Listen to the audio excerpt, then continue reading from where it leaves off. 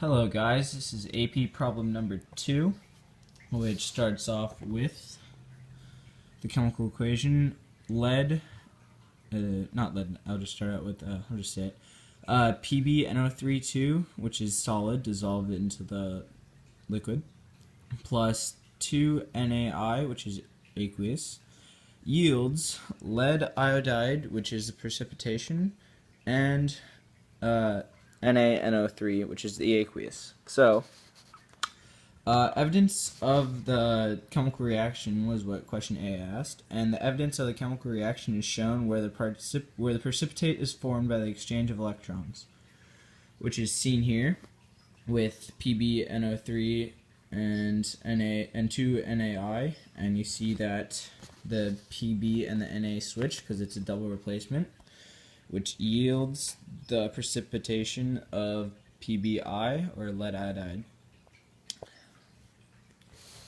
And if we move on to B, which is the moles of each volume, we start with the given, which was we had 0.150 grams of PbNO3. And then to go from there, we multiply by 1 mole of PbNO3 over its molar mass, which is 331 grams. And we see here that the grams of PbNO3 cancel, and so we're left with the moles, which gets us to 4.53 times 10 to the negative 4 moles of PbNO3 2, because lead's charged 2. And to get the moles of NaI, which is the other reactant, which is given, we had a molarity of 0.100, and the volume was 0.125 liters. So you just multiply those together to find its moles, which comes back to molarity, which is pretty easy. And you get 1.25 times 10 to the negative 2 moles of NaI.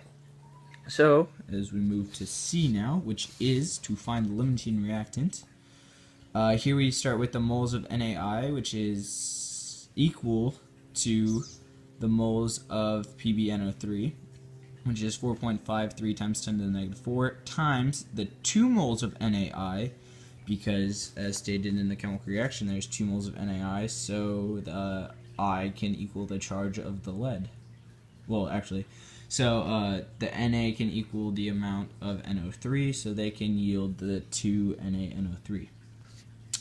And so we do this, which is multiply 4.53 times 10 to the negative 4 moles of PbNO3 to the times 2 to 2 moles of NaI over 1 mole of PbNO3, which gets us 9.06 times 10 to the negative 4 moles of NaI.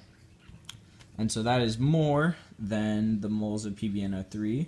So that means that PbNO3 is the limiting reactant.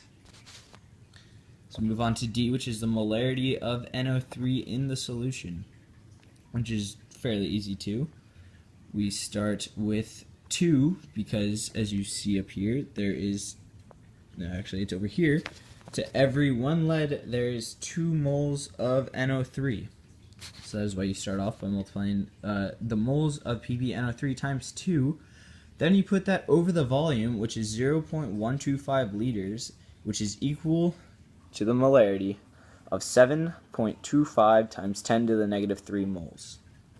As we move on to E, which was to choose a diagram, there are 5 diagrams, and I chose the one in the most top right corner, I guess you could say, but I don't have the other ones here because I didn't print it out.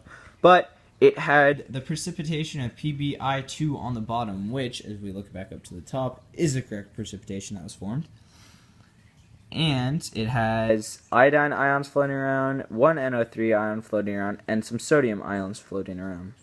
The reason this one's correct is because, so right here, the reason I chose this one is because the PbNO3 is the limiting reactant, so that is why you do not see any lead in there.